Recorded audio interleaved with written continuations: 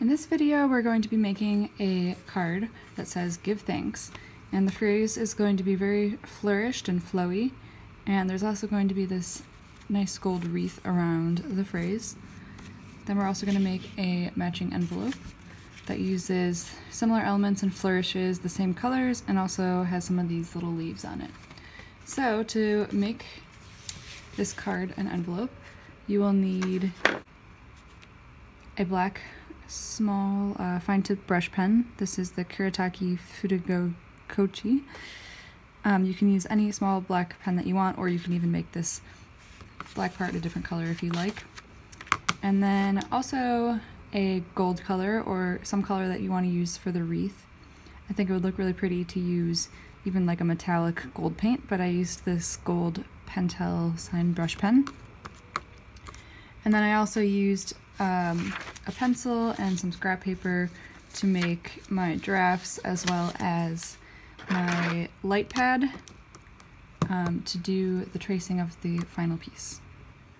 Let's first take a look at the design process. So to write out this phrase, "Give thanks," there were a couple things that I knew I wanted it to look like. First of all, I wanted it to have a lot of flourishing, and secondly, I wanted to interlock the flourishes wherever I could. So this was my first sketch draft. A lot of eraser marks. I basically wrote the words, so all of the basic strokes, and then I added on the flourishing. So this A started just as a normal A, and then after I finished writing the word, it looked like it needed something down here. So I brought this down to make a flourish under here. I also realized that the loop of the G could not only connect across the T, but also the loop of the H. And then the loop of the H could connect with the bottom part of the E. So that was the first draft. And then I wrote it again in pencil underneath, this time using some guidelines underneath, and even changed up the design a little bit. I interlocked this K with the E instead of the H, but I kept some of it the same, like this part and this part. Then I went over it with a Pentel brush pen in gray. And from there, I actually did another pencil sketch, and I kind of went back and forth between these two pieces of paper using the light pad, and finally ended up with this version at the bottom here. The next step was making a sketch of the wreath, so I just did a quick pencil sketch of the wreath, and I'll explain later the process for creating this wreath, and then use the light pad to trace both the wreath and the words to make sure it looks good all together. And there's a couple things that I want to change about the spacing and the layout. I think the words need to be moved up a little bit, and there's maybe too many leaves down here. So rather than tracing this on my final card, I'm first going to trace the "Give thanks," and then I will do the wreath. The pen I'll be using is this Kuretake Fudogo Kochi. I'm not exactly sure if that's the correct way to pronounce it, but I really like this pen. It's pretty similar tip to the Tombow version and the black Pentel sign brush pen, but it seems a little juicier to me. So I'm gonna center this and then trace over it, and then come back with the wreath.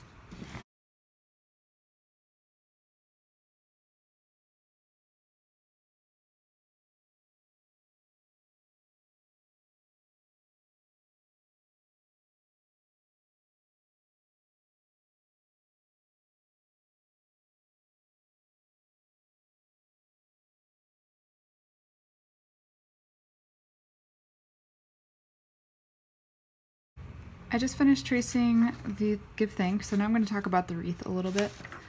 This pencil sketch was my first draft, and I started by, I actually put this piece of paper over my "Give thanks" layout, and then drew this circular shape around. It's not exactly a circle. I didn't trace something that was actually a circle. It's more oval, actually. And so I made like a light outline of an oval, and then I started making these curved branches around it. So you can see these black lines here are just curved around in the shape overall of an oval. And then after I made those, so some of them are curved the same way as the oval shape, so like this way, and then some of them are opposite direction of the curve. After that, I added these little stems on each branch. And then on each stem, I added a leaf. And I also added a leaf to the end of some of these branches. And the way that I made the leaf shape, just do this off to the side, is if this is a stem, you can either start at the top and then come down on each side, or you can start at the bottom and make that shape. If the orientation of the stem is downward, so I rotate my paper as I'm doing this, as I'm making these leaf shapes, but you can also do it the opposite direction, like this.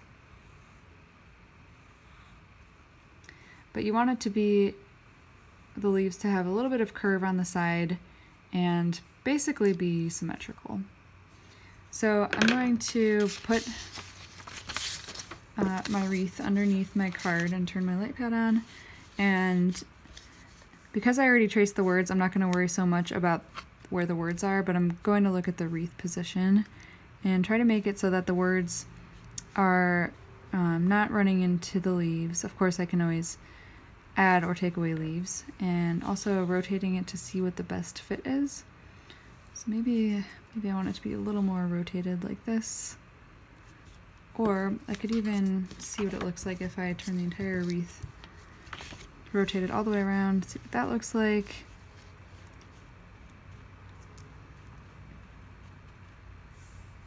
I kind of like how this looks. So on my wreath, over here I have, ignoring this, seems like I have more leaves on this side than I do on this side. And I have more flourishing up here in the top right. So maybe I'll do it this way so that I have more leaves on the bottom left to balance it out a little bit. And just try to make it centered as I can. Again, it's just a draft. And once I have it where I think it looks good, I'm going to start making my branches and leaves. I'm going to do all of the branches and the leaves all in one color.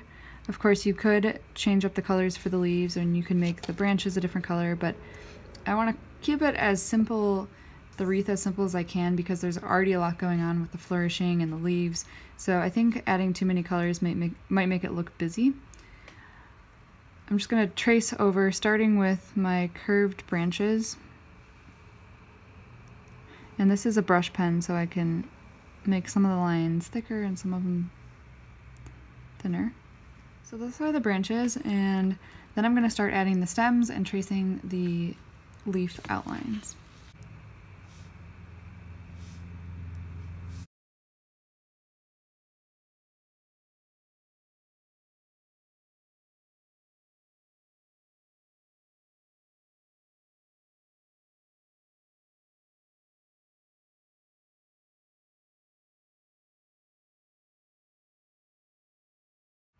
After tracing my draft for the leaves, I went back and added some more where it seemed like there were some bare areas, and there's kind of a gap right here, but it's too far to make the leaves come down even lower, and I don't want to add another branch.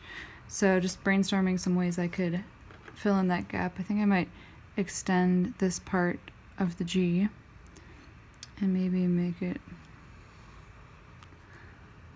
loop around through here.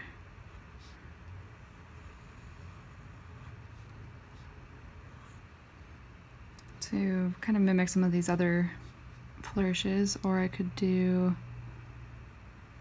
some other designs, but I think that looks pretty good. So just trace over that with my brush pen. And overall, it looks pretty balanced. There's more white space over here than there is on this side. So I could either add maybe another stem coming off over here and make a leaf coming out to this side, just to add a little bit more over here. You could do this whole wreath with gold ink. I think that would look really cool. If you have gold ink or gold paint, that would add a nice dimension to it. Again, if your lettering on the inside of the wreath is not as flourished, maybe you could make some of these leaves different colors. Or I think that this would look just fine without the wreath. I think the phrase "give thanks" is effective. You can even just have like a partial, like a couple branches, maybe like just at the bottom have some branches. But I think the wreath adds a nice finished look. We're going to make an envelope to match the style of the card that's going to go inside the envelope. So some of the elements that we're going to keep in mind are the flourishing and interlocking flourishes, these nice round, large flowing flourishes, as well as the leaf shapes. We're also going to use the same colors, the black and the gold.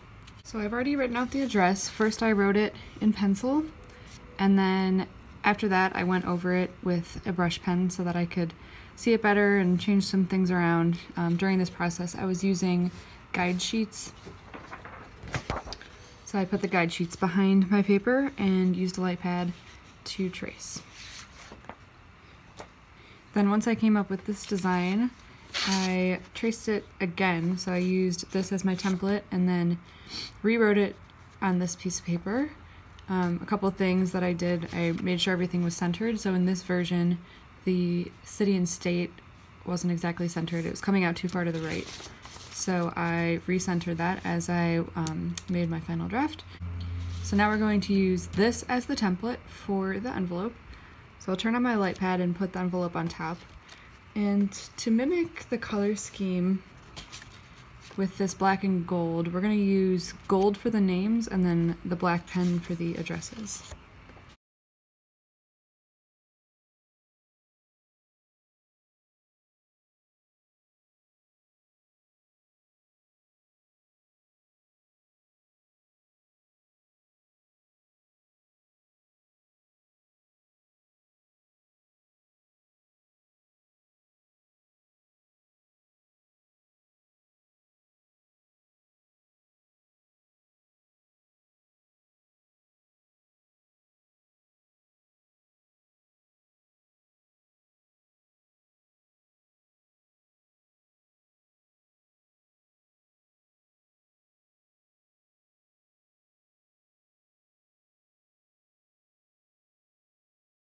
A couple things I want to point out.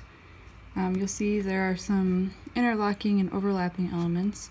So first I used the Y in family to cross the T, but then because I used a different color for the word street, I also went over that little portion in black just to make sure that we know that it's a crossbar for the T, even though in this context you would be able to tell because you're kind of expecting the word street to be there. For the F in family, I tried to mimic the shape of the T. So with this T crossbar going into the H, we come down, up, down, back, up, and around. So for the F, I did the same thing, except instead of connecting to the H, I just connected it back to the stem of the F. So I started this way and then made this part and connected it back to the stem. To match the style of the card even more, I'm going to add some of these leaf shapes on the envelope. So remember we made these stems and then add the leaf shape on each stem. I'm going to use some of the ends of these letters and pretend that they're stems.